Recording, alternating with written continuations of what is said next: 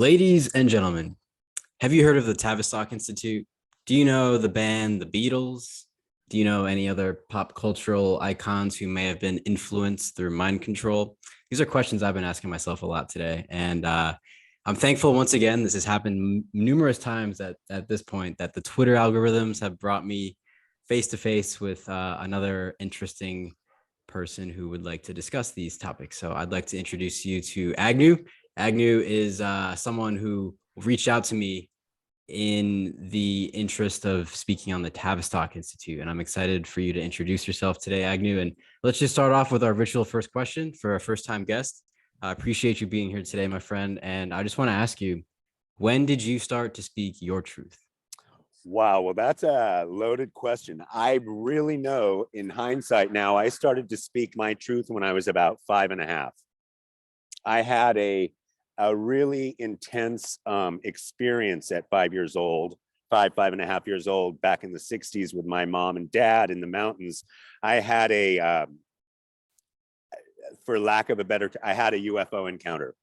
And after that encounter, I remember I was in the yard, in my front yard, hanging out with one of the little kids I hung out with then. I was 5, and I remember telling Sean, do you know that by the time we're old enough to go to college, that college and society won't be relevant then, and it'll be a waste of time, and that we shouldn't even bother ever even trying to integrate ourselves into the world? Like at 5.5 years old. That's when I started. Something happened in that encounter, I don't know what, that really set me off.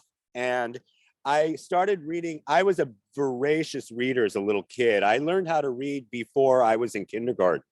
So, and I read Mad magazines were some of my favorite comics. And in between the strips and the comics, there were always, Sergio Aragnas had these little tiny comics inside the comic strips. And one of my favorite ones was always this comic strip of just a single guy standing on a street corner with a sign saying the end is near. Right. And that resonated deeply, deeply, deeply with me as a 5 and 6 year old kid, and all throughout, the rest of my life. And so that was when I started.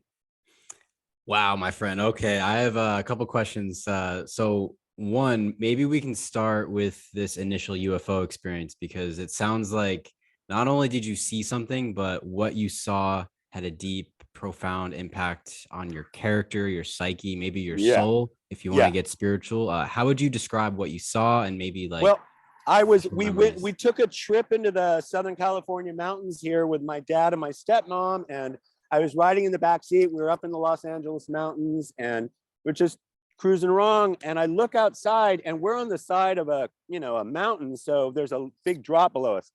And I looked out, and all of a sudden, my entire periphery of vision was completely taken over by this massive, I don't know what it was. It was this thing that I could see water flowing on it, but it was flowing upwards, and whatever it was, it undulated really slowly, and it looked as if it was covered in fish or snake scale, and it was multicolored, and it was the most beautiful fucking thing I had ever seen at 5 years old, right? And I remember thinking to myself, oh my God, and I said, Dad, look. And the car had come to a stop, and both my dad and his soon-to-be wife would not turn around. They were completely frozen. They weren't saying anything.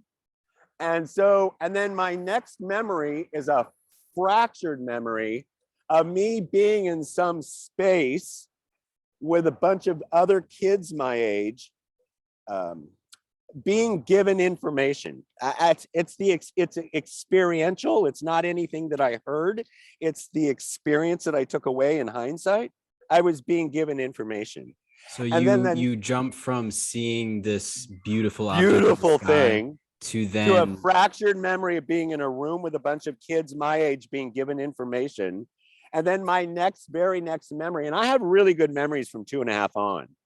My next memory is being in my room the next day, looking at the sky, and with this deep, deep sense of loss and longing, asking them when they were going to return and why did you leave me here? Wow. Wow. I could imagine that being like, like if you describe it as grief or this feeling It wasn't of grief. It loss. was Yeah. just a deep sense of like connect. Like I felt like it was like I had been connected Mhm. and they were now gone. Yeah. Like, Like you're longing to see them yeah, like again. And come back, my dear friends. yeah. Wow. And I mean, looking back, I mean, given that there was maybe like you could call it missing time or like a fractured part of your memory, I mean, what do you make of that? Like, I don't want to make any assumptions. I'm just It was curious, like missing time. I'm sure that missing time. I'm sure that I was taken somewhere. I didn't ever look at that. So that experience, I had another couple of what I would call, I had another very deeply spiritual experience at that age when my grandfather died and I was crying that night in bed after the funeral. I heard angels singing to me, like, and they lullabied me to sleep.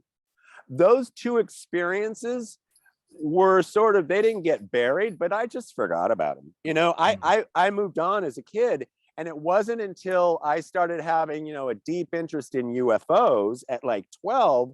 So by the time I was 18, I had already fucking read, I had already gotten a master's degree in UFOlogy. Like I had already read so many books. So I had come to my own conclusion that, I guess I had an experience. It wasn't until years later, I'm 61, it wasn't until like 10 years ago that I re-examined that experience. I reread some of the books that were important to me about UFOs and encounters, and took in a deeper understanding of what really had occurred for me.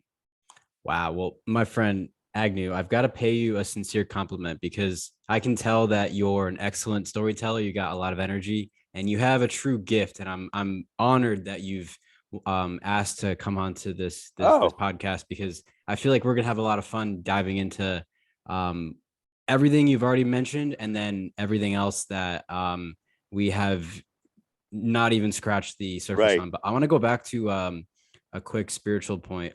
Maybe not quick, we can spend hours on this, but I right, do want to right. ask you, since you brought up the fact that, when you were like 5, you were already questioning, you had already had skepticism of this modern system, this modern matrix that we're in. So do you believe that you came into this incarnation already knowing these things? Like you had been given this from maybe like a previous experience? Do you believe in any of that?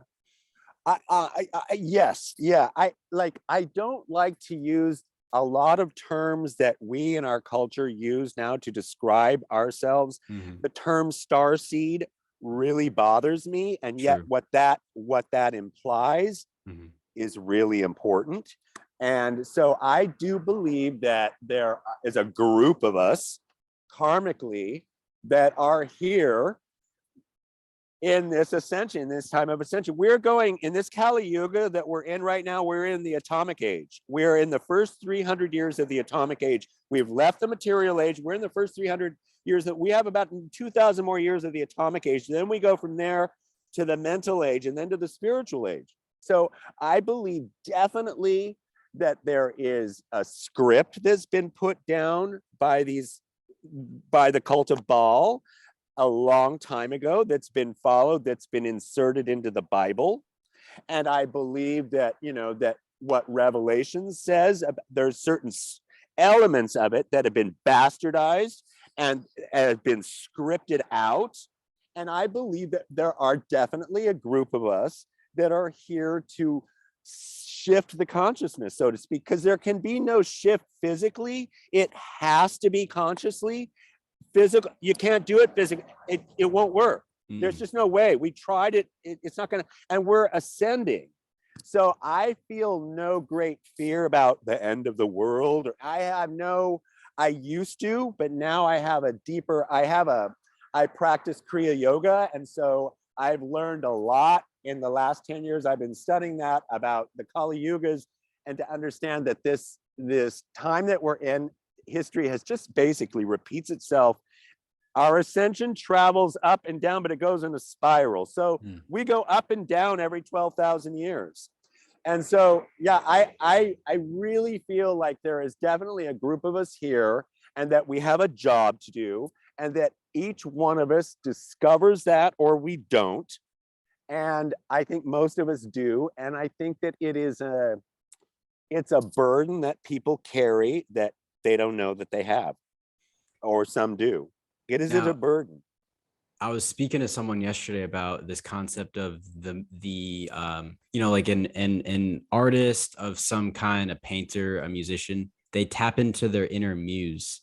And this is almost like a spirit guide that can help them navigate, because it can be a very confusing place. But it sounds like you were able to, and maybe I can ask you this later about Kriya Yoga, because that might be that's a separate cool subject. Wow. And that is an incredible thing that has literally changed my life real quickly.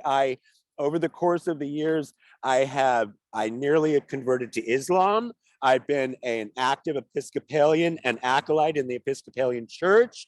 I was a Buddhist who chanted for 5 years, Nam-myoho Renge, and chanted. I have really searched for God, and I came to the conclusion well over 20 years ago that there was nobody out there that was ever going to teach me about God. And so I didn't give up my search for God.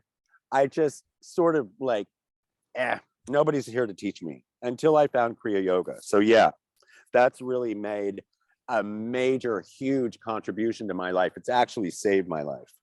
Awesome, brother. Yeah, maybe we can do a whole separate episode on that, but I appreciate you sharing, because that's like a really helpful breadcrumb. If people are still seeking and they're not sure what to think or what to believe, finding some kind of personal practice that involves discipline and aligning your energetic centers really helps. And so I want to ask you, you had mentioned the script earlier. Now we can kind of weave into like this conversation about who's writing the script, the archons of this matrix, if you want to use the Gnostic terms.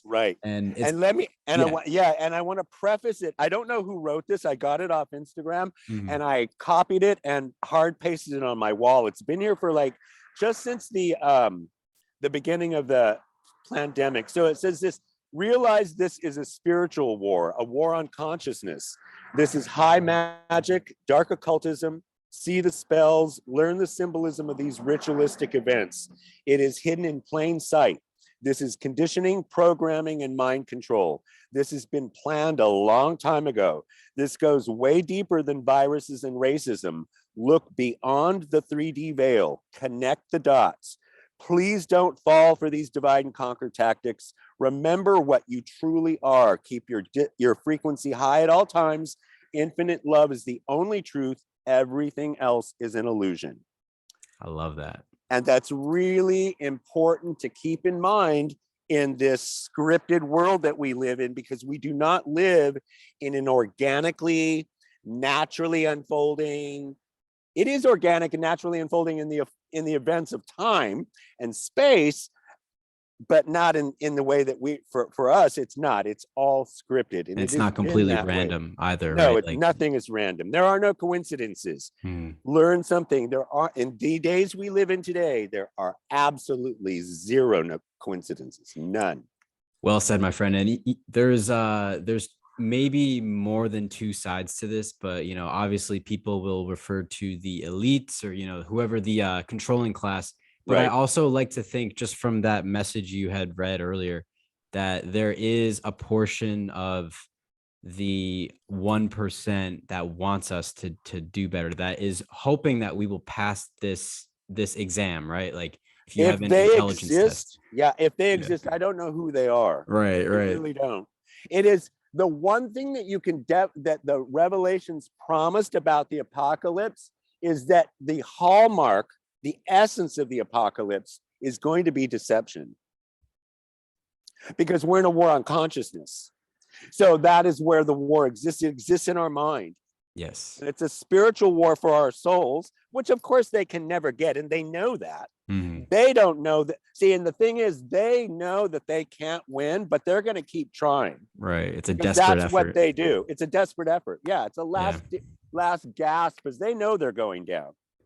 Nice. Well, we've only been chatting for about 15 minutes and I'm already amped up and I'm like feeling very inspired and motivated. So I appreciate that. You have amazing energy, my friend. And Thank you. maybe we can think about how people can think differently about cultural icons and influences. Like one thing in particular that a lot of people are obsessed with now is the Super Bowl halftime show. Oh God, I know. Every single year. Yeah. Like I tell people all the time, remember that the Illuminati run this world, and that the stage floor is black and white checkerboard, and football, basketball, and soccer are three Illuminati. I mean, like it goes really deep. Yeah, baseball is very Masonic too. Just looking at the diamond structure. Yeah, it goes really deep. I mean, the Queen, the royal family owns an American football team here. And I mean, it goes really deep. Mm-hmm. And it's complicated. Yes. It's tough to flesh it all out, but we're going to do our absolute best, because like we could say, for example, that if people look into the Tavistock Institute, they'll find, I'll quickly read this blurb on Wikipedia that the Tavistock, this is just like the front facing Wikipedia, but we know, we definitely know. Because I've had people come back to me. Oh, and I've started about, everything you're okay, I get it. Exactly. I get it. You looked on Snopes, right? Okay. Yep. You Googled it, right? Tavistock Institute of Human Relations is a British not-for-profit organization that applies social science to contemporary issues and problems. And honestly, that is true. And that is true. But what they're not telling you is that the problems that they're talking about are the very ones that they created, which is called Hegelian dialectic. Yes. Yeah. Problem, reaction, solution. Create the problem. The people will react to it in a certain way, and then you can offer them the solution. It's like magic. I'm really grateful and blessed for myself that I was able to come across. So I didn't start doing a deep dive until maybe 2 years before the pandemic. I started doing a deep dive in everything. And I just was rabbit hungry. I wanted to go down every fucking hole I could get down. And I've been lucky because I haven't been working for a few years. So the work I've been doing is spending, I read like 2 books a day, and I've been reading I have like gotten probably a master's degree in the last 4 or 5 years. So I was really blessed to come across the Tavistock Institute and to get the books that I did, and then to find other side books, because the best way to learn about these bitches, by the way, is to read books and take the books that the authors have read and go that way, go lateral. And so it was the Tavistock Institute that finally was able, after understanding them, now it was, I see now what's going on here on the planet.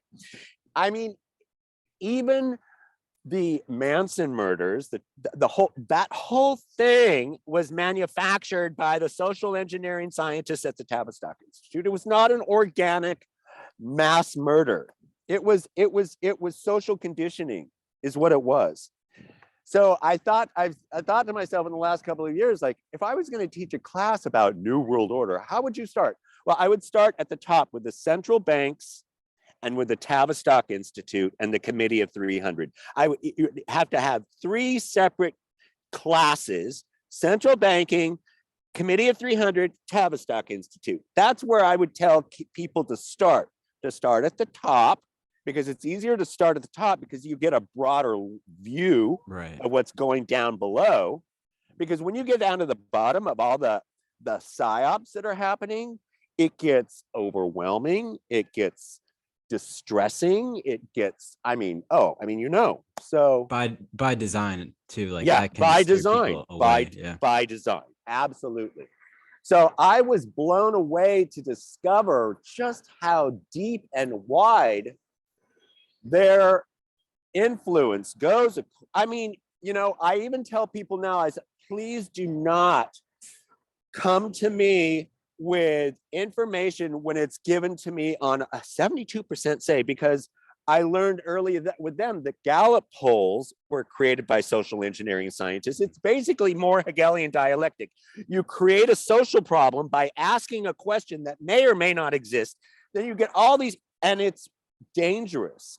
So what they've done is they have organically, there has been a concerted effort literally since 1945 by these men in England to destroy Western civilization, and starting with the family unit. That's really important for everyone out there listening that does not know what's going on. Well, just listen to that. They're attempting, and when they have really succeeded, to destroy the family unit. And it started with the Beatles, like you said at the beginning, the British invasion. Yes. That was it. Because if you look at American television in the 50s and the early 60s, all American television, all the sitcoms were all based out of wholesome goodness, family values, ethics, and morals, right?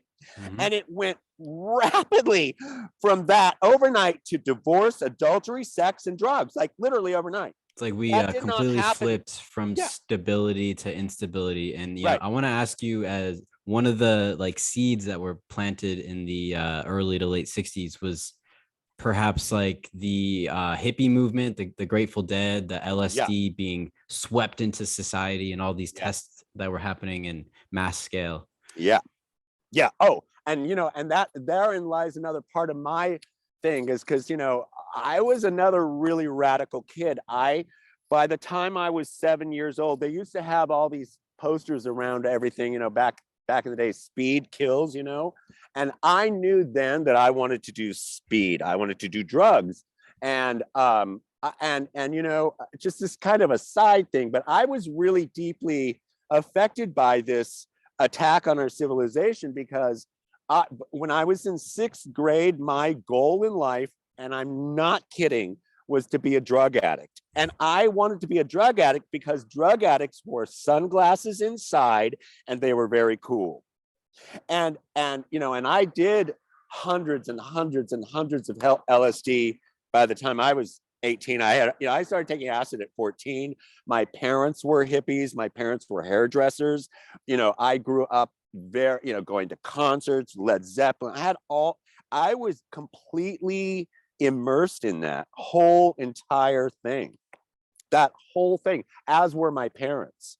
We were more so affected than other kids around us. I was the outcast in my school growing up in Newport Beach in California, Southern California, where everybody was blonde hair, blue eyed. Everybody had parents that were attorneys and doctors. And I had hairdresser parents, and we dressed like really cool hippie people, Right on. So I was immersed in that whole thing.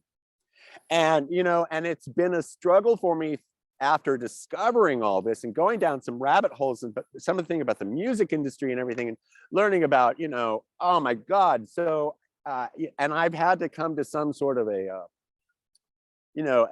acceptance that, like, listen, a lot of my favorite music was there to brainwash my ass. And I don't care. I still enjoyed it. And I can separate it in my heart. I now understand in my head what it was there for. I'm not going to stop.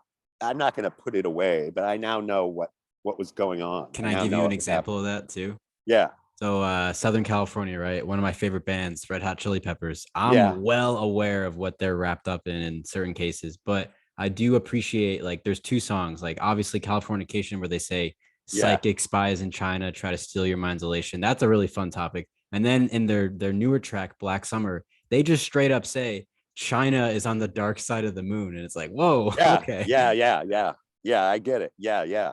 So I mean and it doesn't matter who it is. David Bowie was my rock god, and I know what he was doing. I know what they were all doing. At this point, it's like, yeah, so what? Today, though, today's music is completely like, you're not gonna listen. I'm not going to listen to your shit, and I'm not gonna play it. And I don't care about your life, and I don't care about who you are. That's where I am with today's music, because I know, like, it's just such shit. They really ruined it with rap. They ruined rap. I mean, they even ruined rap with rap. It's been so ruined. Yeah, it's funny. Like, we can refer to hip hop now in the past tense, because hip hop is dead, right? Like, we don't see it anymore. Yeah. Yeah. No.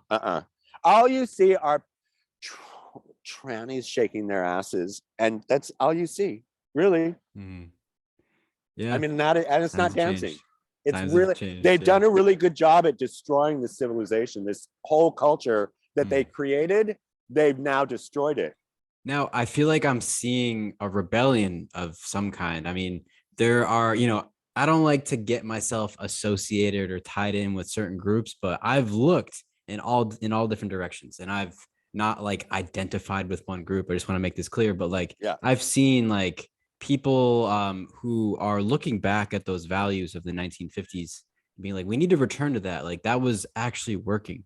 And I'm not saying like I'm not suggesting like anything in particular as far as like gender roles or this or that, but there was, like you said, even on television in the cultural programming, there was a huge emphasis on like a strong bonded family. And now every story, I mean, even Disney is like, well, Oh you're my going to be God. orphaned and then you're going to be thrown into this malevolent Yeah. arena that you have like Yeah. these obstacles. And yeah, Yeah. it's very strange It's to think all about. witchcraft now. Disney's all witchcraft. It's all witchcraft. Yeah. They're horrible. And the whole thing about gender, you're afraid to even say about gender ideas. This is how powerful this shit is. Right.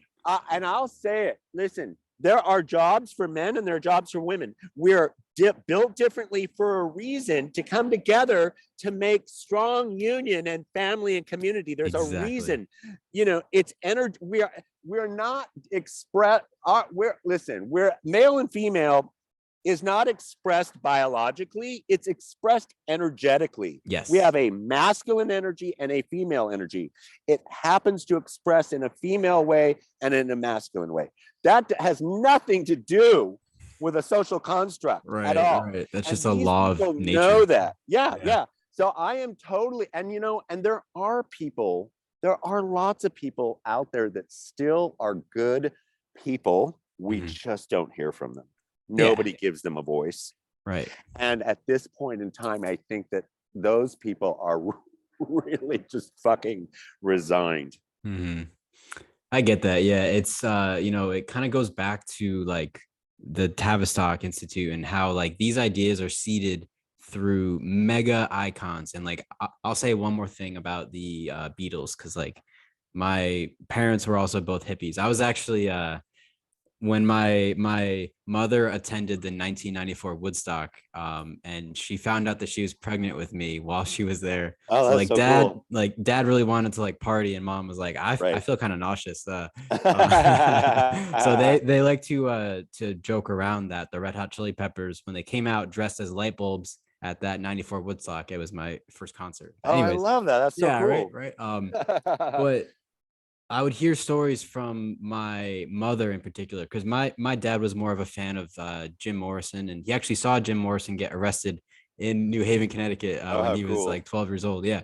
But my mom would tell stories about her friends who went to go see a Beatles show, and they would lose consciousness. Like they were screaming, they were so amped up, and the energy of this crowd caused people to collapse. Like they just collapsed suddenly. Right. It's like, how does that happen? How do they have so much power? Right. It's the social engineering scientists, because nobody was ever told, about the fifth Beatle, the man that wrote all their lyrics, and he was one of those scientists. And so, yeah, I get confused about them because, like I said, the deception runs so deep. They run so deep. I think it's not Ringo, but it's one of the Beatles that promotes a book, the autobiography of a yogi.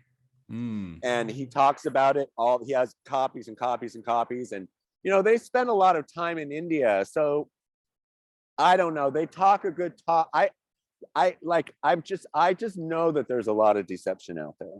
Yeah. And I'm learning now to like pick and choose, like, okay, like I'm now open to the fact that I might have been completely deceived with everything that I have read, including all the books I have. I'm open to the fact that I've been completely lied to, that the deception runs that deep, that even though I think I've learned stuff, that maybe I haven't learned shit and it's all a big scam. I'm open to that possibility because that lets me off the hook with worrying about any of this. Yeah, I mean, in the beginning of our conversation, you said that you had this affinity to that archetypal meme where someone's holding up that sign that says the end is coming, or the end is Near, the end nigh. is near. Yeah. Yeah, and it's like maybe in the beginning, you would respond with fear, but now like we can agree that this apocalypse is really just the lifting of certain veils. And Right.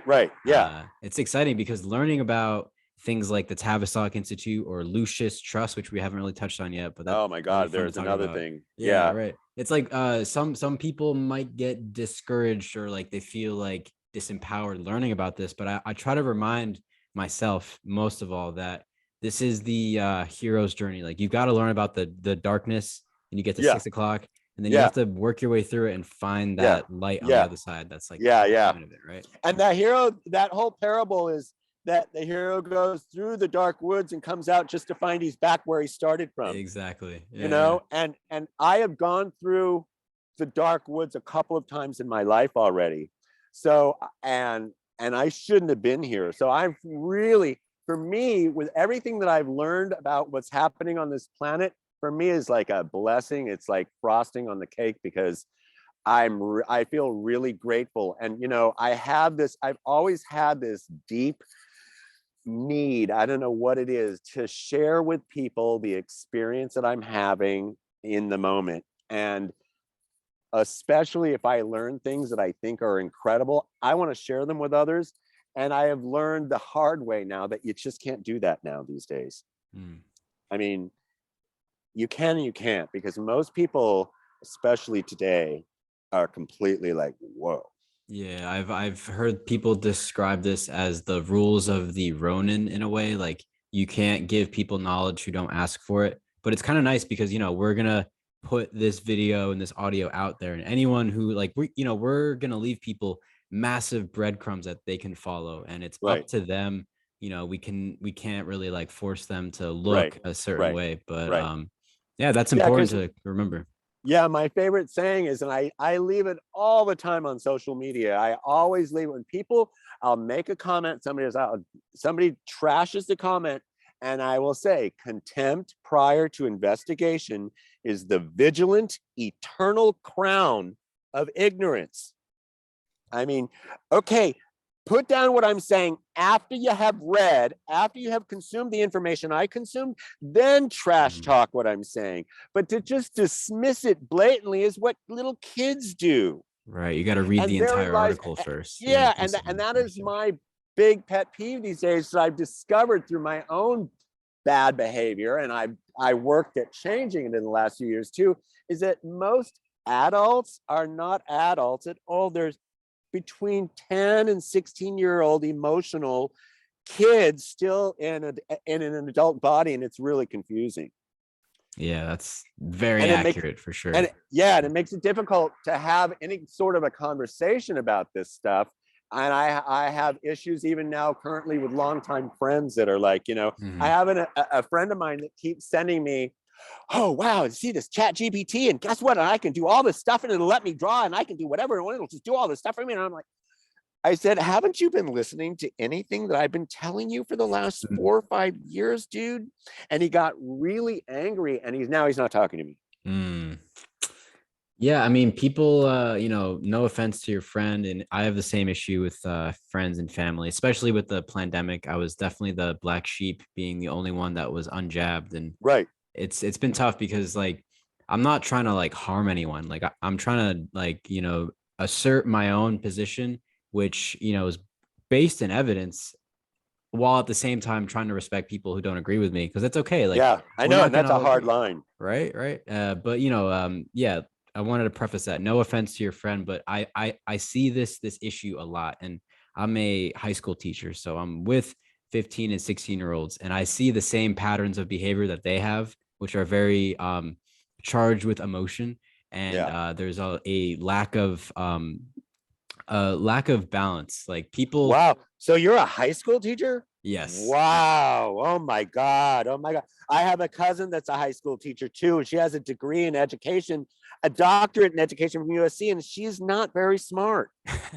And so Yeah, I no, I'm really, really admire you because, you know, we need more teachers like you. thank you. Thank you. Seriously, I we appreciate that. really need more teachers like you, Thank you, Agnew. That's especially really as nice. bad as it is in schools now. Oh my God. Oh Yeah, my I'm trying to God. get out of public school. Like I've Oh been my God. seeing so 3 years ago when I started working in public schools, I saw the so you brought up Chat GPT, so this is a perfect segue, right? Like they're implementing these programs, these online tools, and this is from the pandemic, right? This is like remote learning, which Right. wasn't all bad, but they were using these programs that would um predict student behavior. So they would use student data, Oh on my God.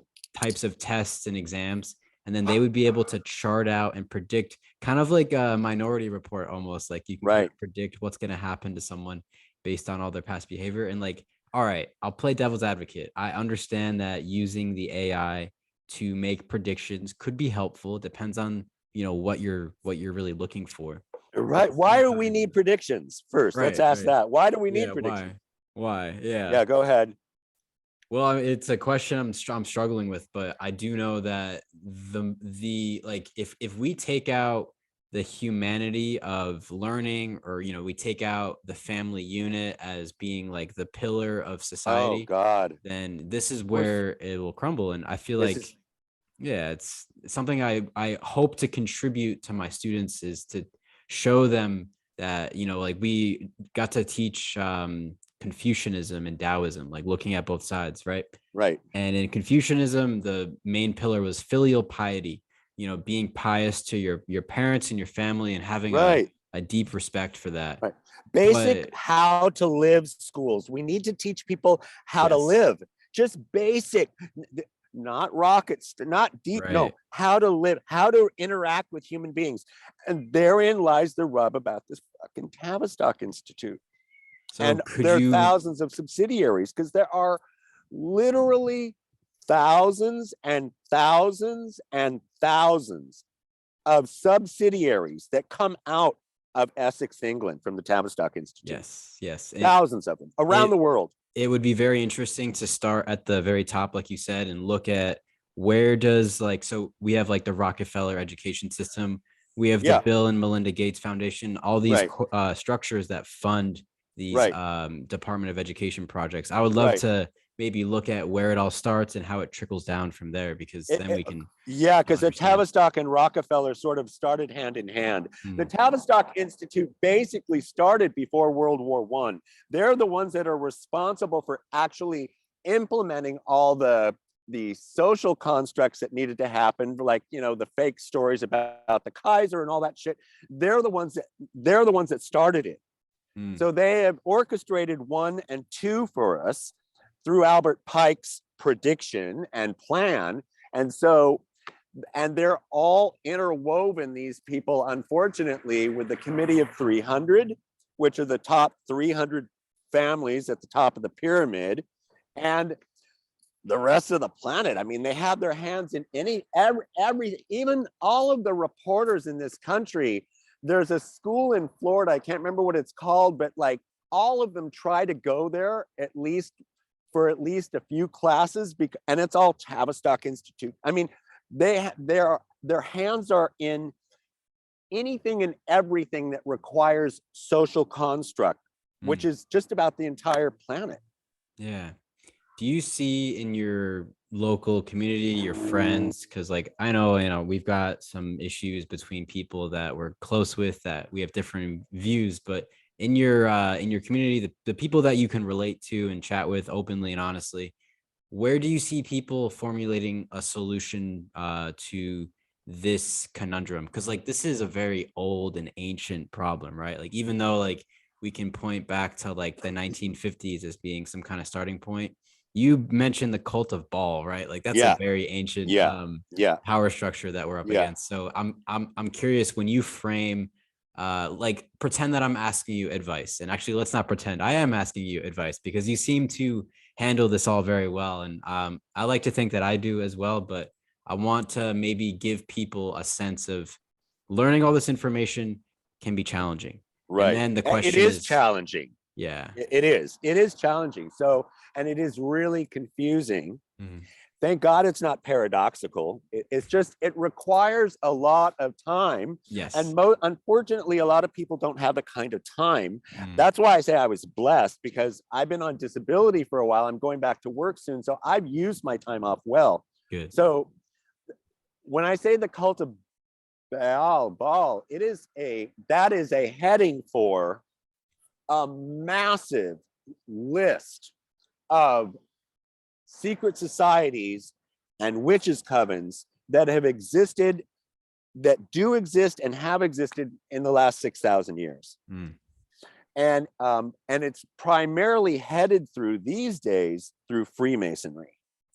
And Freemasonry was hijacked, quote unquote, by this cult when Adam Weishaupt created the Illuminati. The Illuminati existed before it was created. It just didn't have a name. And so these are, and it mixed paganism, it mixed Egyptian religion, it mixed all of that stuff and ancient Sumer all into one melting pot. And then these Luciferians sort of easily and quickly hijacked it, because it was supposed to be for good, good purposes, but that's, there are no good purposes in a secret society. Never has, never will. And so it's modern day Freemasonry these are the cockroaches that they're the army of the Committee of 300. And the Committee of 300, if anybody there's one book that everybody should read, and it's called the Secret Society of Moses. And it is a book, a really incredible book written that covers the 3,000-year span of Moses and his Jewish Mosaic priestly bloodline for 1,000 years before Rome. That they had the Temple of Jerusalem, and the Romans would constantly destroy it, and then they would have to rebuild it, and then they had a lot of importance in Rome for 1,000 years before Christ. And then they created the Church of Rome soon after Christ was born in Rome. And they did it, and the reason why they did it was because they were sick and tired of having their temple of Jerusalem destroyed by the Romans.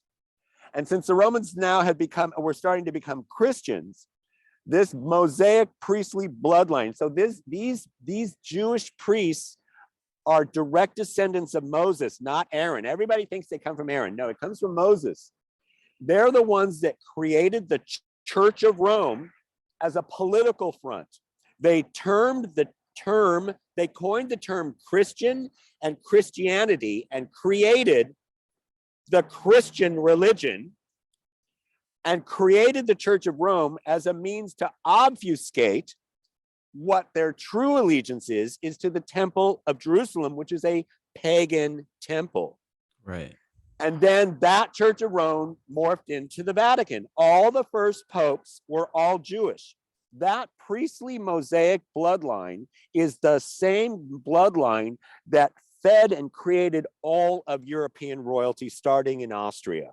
Does this connect to why some people say that Cesare Borgia was was a descendant? He's one of them. Yeah, he's right. one of the families. Mm-hmm. So there's 300 families. There are 13 really pure satanic bloodlines on the planet. One of them is the Kennedys.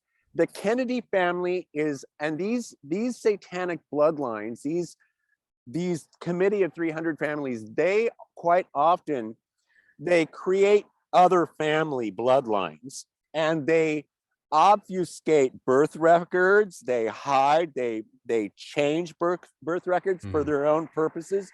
So it's these people that are all of Jewish descent that settled in Europe and started, the Vatican runs everything today. It still does. People don't understand.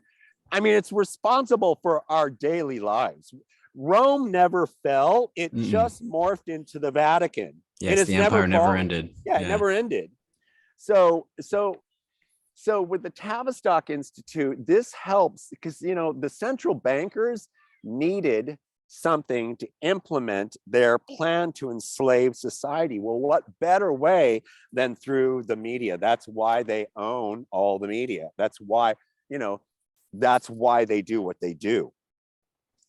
Yeah, it's And if interesting that you can take away from this that, maybe it's good to consume less media, or like if you're going to consume any at all, to look at it with a very critical eye and to yeah, have this in mind, right? yes, and do your research and look up the law HR 4310 that Obama reversed in 2012. It's a law that was set up after 1945 to explicitly designed to not so that the media cannot lie and it cannot present false news information. It cannot present propaganda for the government. It can't do any of that. It has to tell the Obama truth. overturned this, you said? No, he didn't he reversed it. He flipped reversed it. So everything that they were not allowed to do, you're now legally allowed to do. You can lie, you can disseminate propaganda at the government's request, and it's legal. Okay, this is a perfect time to ask you then, because I just saw you posting about Palestine, Ohio, which is now like this is now like a ground zero for this next huge event that's unfolding right now in the air.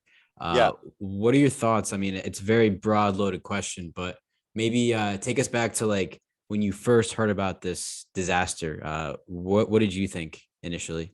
I told everybody last year, I said, expect 2023 to be the year when we see it all going down, because they have taken Agenda 2030 and fast tracked it. A lot of the things that we're seeing, the transgender agenda, a lot of the things that we're seeing now, we weren't supposed to see until 2030. But because of social media and because of memes, literally because of memes, because the United Nations now has a whole panel of experts to fight memes on social media. I mean, literally, they had a meeting over it. How to fight memes on social media. It's our consciousness. It's the fucking consciousness of people like us. There's a small group, but consciousness is far more powerful than any physical force. It has more power. So I think that's what's happening right now. And so when I heard this, it's like, oh, well, this is just going to be. And then look, all this week, all these friggin' explosions, like one after another. Yeah. And again, there are no coincidences, and it's being scripted out. And the one thing I've never been able to do, I got a book on it. I have tried, and I'm not good at it. I have tried to understand gematria. Oh yeah. I have a slight. I gotta introduce you to someone. Yeah, if you look on my channel, look for my episode with Slick Dissident, and then you can follow him on YouTube. He is really good with the decoding gematria, symbolism, and tarot, astrology, all that. Yeah, and that's really important. There's a movie that everybody should see called Network with Faye Dunaway and William Holden. It was made in 1974. It is one of the best revelation of the method movies I've ever seen, where especially because it deals with the media and it explicitly shows you through the story that the media it's only there to make money. It's there for ratings, number one. That's its first. But its second thing is it's complete mind control. Oh yeah, total and utter. There's no. You're not going to get anything off the news that you need to hear. Nothing. Exactly. Yeah, it's so interesting look at too, it like because entertainment. It is entertainment, right? And it's having the same, like you could say, weaponized influence. Going back to the Beatles, right? Like some people could argue, like, their music was all right, like wasn't a big fan. But yeah, it still had that power to make people collapse and lose consciousness. Yeah, look at how girls were, oh my God. They the girls nuts. would scream, yeah. Oh my God. Yeah. Yeah. So that's a good way to look at all kinds of media, especially, not the independent media that I like to consume these days, on podcasts and things like that. But, you're talking about like the mainstream media, and this mainstream it's funny now that you mentioned like the structure, we can follow it all the way back up. There's only like 6 media companies in the entire world, right? Like they're all Right. like under the umbrella. So they all go back up to one central source, and it's And they interesting. all print the same shit. I mean, Yeah, if they you've all, seen yes, those yeah. videos, you've seen those videos on social Dangerous to media, our democracy. right? And you've seen those videos where like then all the newscasters across the nation, they're all Saying the saying the same same story. thing. It's Yeah. a script. It's a friggin' Yeah. script. That's a creepy video, man. It's creepy, but Yeah. and it's true, but It's true. it's really that is what goes down. Yeah. We're completely lied to. If you were to speculate, and I don't want to put you on the spot, but I feel like maybe you have some insight based on what you've been re- looking into and researching. So with Palestine, with all these other disasters that are literally poisoning the air and water in this country, what do you think, as a speculation? Maybe there's a couple questions here. Like, who would benefit from something like this? If this was like a deliberate act of sabotage, then why would they do it? And then, like, what do you think's coming after this? Like, is this going to be like a new climate lockdown, like people have been warning about for so I long? think that like it's possible that this is a test run, Palestine, Ohio, because did you see the video of apparently 3 days before the derailment, they came to Palestine, Ohio, and passed out digital IDs to everybody. Did you see Did that? they really? Yes. No, I didn't hear Yeah, about they this. passed out digital IDs in the case of a natural disaster and what would happen. And here's the number, and with QR codes and the whole thing. So I think these are test runs. Because another thing that I learned that's really horrifying news, that was really ugly to learn for me, was that, if they declare a national disaster and FEMA comes in, FEMA agents, they're God. And if they come onto your property in a natural disaster, they can take your children, they can freeze and seize your bank accounts and all your assets, they can take your property, they can arrest you without question and without any you are screwed. Mhm. I have a friend who's a FEMA agent. FEMA and the National Homeland Security, created by George Bush Jr., are completely illegal organizations in complete and utter violation of the 10th Amendment. They're illegal from the ground up. So I was thinking, well, wouldn't this be interesting if they send in a bunch of FEMA agents, because what's going to happen to the Ohio Valley? There's 25 states there that are basically poisoned. None of the farmers, who's going to buy their farm produce? Mhm. Nobody. Who's going to buy anything? The chickens have laid eggs? Nobody. The chickens are all dead. It's like, how long is that shit going to stay in the ground? And it's traveling east. I've And been it's seeing traveling stories of east. Connecticut. There's a strange smell. There's residue on people's cars, and Yeah. people are Yeah. getting worried. Yeah. Yeah. Yeah. And so it's like, yeah, see, these events coincide with all the eggplants that are all catching fire Yeah. and planes crashing into For them. over Oh a my year God. beforehand, too. Right, Like, this has been right, going on for like right. well over a year. Yeah. And then we've got old Jill Gates that's bought up all the farmland, with a lot of the farmland that sits at major water sources, who's now in bed with Nestle, who wants to take away, our water rights. I mean, all of that stuff, I don't know where this is going to go, because the thing is that I keep reminding myself when it looks dark is, well, don't forget, we have people posting memes. Don't forget, we have people posting memes. I got another meme today. It's really difficult for me now to be on social media because it stresses me out. Yeah. I'm full. The thing that's filled me up now is the transgender thing. I live in West Hollywood, where it is transgender a go-go here. I mean, little kids are, dressed up, little boys dressed as little girls, and the parents take them out, and they go to the parties, and they're all dressed up, and their hair's all pink and purple, and oh my God. And so I'm full right now. I'm like really friggin' full with people. I have no time for small talk anymore. It's really difficult to have small talk, even though I'm good with it. It's like, well, hello, the planet's on fire, literally. And you guys are like, really? So I don't know where this is all going to go. The thing that gives me strength that I didn't have before is the things that I've learned through my Kriya Yoga study. I was going to ask you that. Yeah. And studying the Bhagavad Gita and learning the things that I've learned through my study, it has given me the strength to realize, to remember, this is all an illusion. This is all a dream world.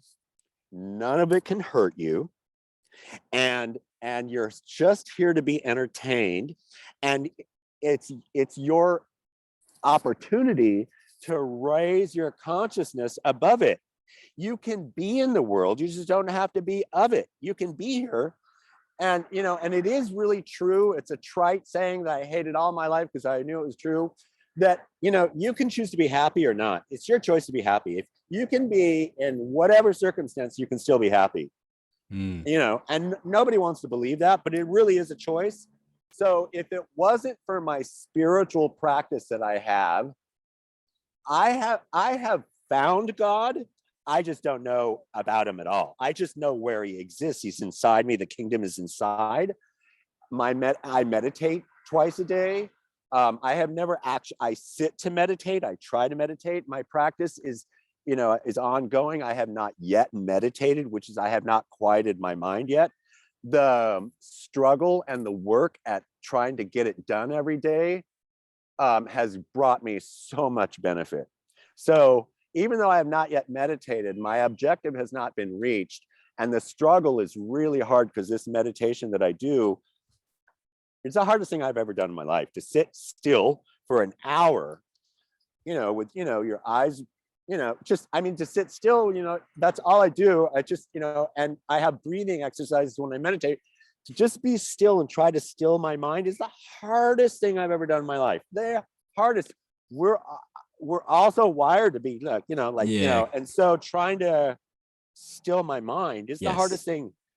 The struggle has brought me so much benefit that even though I have not, this is the first thing I've ever tried in my life that I haven't given up on, because it's bringing me so much benefit. If this yoga practice didn't work, I would have stopped 5 years ago. I've been practicing 10 years. I would have given up a long time ago. Yeah, you wouldn't be wasting time on it, but it's awesome because it's not only benefiting you, but everyone that you interact with, everyone that you come around and, talk to or listen to, and, your entire community around you will benefit just from the discipline and time and effort that you put into your practice. And I think that's a great takeaway. Yeah. I mean, despite what the archons have planned for us, it's still our choice and it's our decision to work on ourselves and take care of ourselves. And then we can take care of everyone around us and hopefully make our local situation a bit better for those that we are with. And I wanted to ask because these people that we're up against, they don't want us to know that, like Jesus said, do you know that ye are gods? They don't want us to realize our own godhood. They don't want us to know the strength that we possess. That was dangerous to our democracy. Yeah, they don't want to know that. They want us to think that they want us to believe that we're mortal beings and that our circumstances are going to kill us. No, we're bigger than our circumstances. We can rise above any of this at any time that we so choose.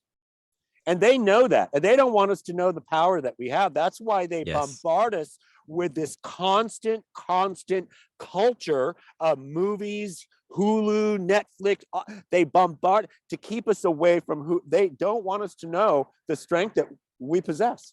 Yes, we have to come back to center, and it's our duty as humans in this, or spiritual beings in this human experience, to find that center. And as we wrap up, my friend Agnew, I'm really happy that you brought up the Bhagavad Gita. I just pulled up some quotes, because when you spoke about, this is an illusion, quote unquote, like nothing's gonna happen to you, everything's gonna be okay. I was thinking of Arjuna being on this battlefield with what's the god's name? Krishna, right? Krishna is who he's talking to. Yeah. So I found, and the battlefield exists here. Yes. The battlefield is our body. It is not out here in the world. The battlefield is in our body. Yes. So I wanted to ask you as a closing question, what you think about this quote. You can say as, whatever comes up for you, but this is a quote, Krishna speaking to Arjuna on this battlefield. He says, "I am easily attainable, O Arjuna, by that ever steadfast yogi who always thinks of me and whose mind does not go elsewhere. What do you make of Right. that? What he's saying is, he's saying to anybody that keeps their mind on me, meaning God, I always have my eye on them. It's a paradoxical teaching. We are not our bodies, we are souls. The best analogy that I've learned is to think of it like this. Think of God as the ocean, and all the waves on that ocean surface are waves of consciousness. Each is a soul. Yes, I like The that. waves cannot exist without the ocean, but the ocean can exist without the wave. Truly. So if we keep our minds on the fact that we're spirit and not body, that's what he's asking there. And the thing about the Bhagavad Gita is there's a lot, like the one thing that book changed my life. The thing about that book is that it's been translated by a lot of people, but it's never been rewritten. It was never rewritten. It was translated by a lot of people. The translation that you want to read of the Bhagavad Gita is by Paramahansa Yogananda. That is the translation. He is the person that I study my Kriya Yoga with. And that book has literally, I study it like a workbook. It's highly highlighted, it's marked, it's a workbook for me. And I go through it, like every year, like a study book. And every time I go through it, I learn new things. Always. Yeah. That's the perennial philosophy. I love hearing about that because, there's a lot of texts we can study. And I actually read the Gita, that same version that you were speaking about too. It was given to me as a gift. Shout out to Dr. I. Thank you for that. And it's got beautiful illustrations in it too. But the point I want to make is that we have a lot of different sources of wisdom, and no matter one that you choose, you can start to apply these principles for your mind, for your spirit. And remember that we come back to stillness and to center, because society is trying to pull us in all different directions. And it's up to us to stay in the center. Exactly. Well, this has been fascinating, my friend. I Yeah, think I've we had a should great definitely do time. it again. I would love to introduce you to a couple of my other podcasting creator friends. I think they would love hearing from you. I would love that. Yeah. This is a big blessing for me. Like, listen, I don't get to talk. There's very few people that I talk to about what I'm learning at all. Very few people. So this is a blessing for me. This has been a gift to me. Yeah, man, I can relate. I'm happy you feel like that, because I did feel very, very alone 2020 into 2021. And it wasn't until I started doing this that I discovered not only other people near me, like locally, who are into this kind of stuff, but like there's family and tribe and friends all over. All over the world. We're everywhere. We are everywhere. That's for sure. We're definitely everywhere. Yes, sir. Well, as we wrap up for the audience, do you want to leave them with like social media or any kind of message that you want to give them at the end? Do you want to connect with anyone? I just have one message. I've been telling everybody again recently. Please get the book, The Invisible Rainbow by Dr. Arthur Furstenberg. It's a book that I've just finished reading a second time. It's a necessary must read if a person wants to understand the truth about what's happening with the planet and the environment with regards to electricity and EMFs, our phones, our laptops, the telephone lines, all that stuff. 80% of all illness on this planet is a direct result of EMF exposure and electricity. That includes diabetes, cancers. I mean, everything under the sun is Spanish flu too, right? If we go back, all of it. Yeah. It's primarily attributed to that. And it was written like 6 years ago, and they are already have begun burying it. It's hard to find. It has great information about how HARP was dismantled 4 years ago, and it was replaced. The technology that it was replaced with was primarily Elon Musk's technology, all those Starlink satellites. So it's a really, really deeply important book. And it's a textbook, but it's written so simply that just about anybody can read it and learn about electricity and EMFs and how it affects our body. That's, yeah, I would do a national book tour for free for that guy. That's how impressed I was with the book. And it is really a canary in the coal mine kind of thing Love with that. regards to Well, the health of this planet. I'll tell you this. I personally have not read that particular book, but the electric universe theory and this Right. idea has been mentioned a lot by my mutual friends. So I would love to invite you back on. Maybe we can get something together and we'll Yeah, that dive would into be that great. or That'd be anything great. else. But there's a lot that we can talk about, and I do feel very blessed that you came on today, my friend. And Agnew, I want to wish you the absolute best and keep on You sharing too. your truth. You have an absolute gift of speech, and I just hope that you continue Oh, thank speaking. you. And I'm looking forward to chatting with you And sometime. stick with your guns teaching school. Like I said, I have so much respect for teachers. Oh my God. Because the teachers in my elementary school and junior high, they were really important to me. So I have really a great deal of respect for teachers. You guys are underpaid, under-respected, undernourished in this country. And you guys really deserve a lot more respect and recognition than you're ever given. Really, seriously. Thank I you. And I would really mean also that. like to thank my previous teachers, like one in particular. I would attribute her to why I am the way that I am and why I think the way that I think is because she was brave enough to show us videos in a college classroom about Alex Jones, Bohemian Grove, Oh, FEMA, and the wow. like Walmarts that are closing down and turning into Yeah. FEMA camps and all that. She dropped so many Wow. red pills in her classroom. Wow. Yeah. So Dr. Stevenson, I doubt that you're listening to this, but you're a total badass. And Oh, I wow. God bless you, Dr. hope we can Stevenson. continue teaching each other and sharing those fucking memes. Share Yeah. your memes, Yeah. whatever you Just got. post them, man. Post them. All All right. God bless, my friend. I'll talk to you right. God soon. bless. We'll talk to you soon. Okay.